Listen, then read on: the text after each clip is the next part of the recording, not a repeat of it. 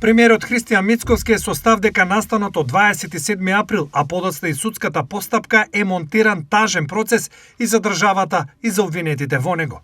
Па јас сум кажал дека тоа станува збор за политички монтиран случај од страна на претходната влада, случај во кој што според мене невини луѓе беа прогласени за терористи, невини за терористи, но тие направија одреден престап и требаше за тој престап за кој што реално го направија да одговараат.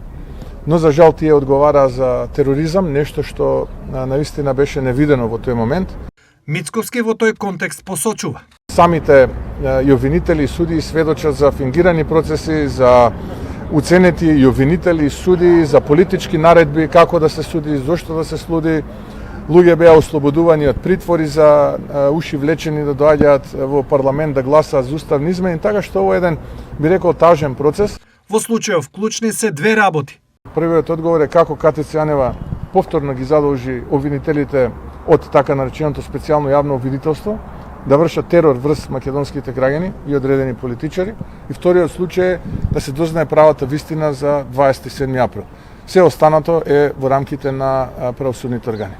Од друга страна, за СДСМ истиот датум е еден од најцрните во македонската демократија.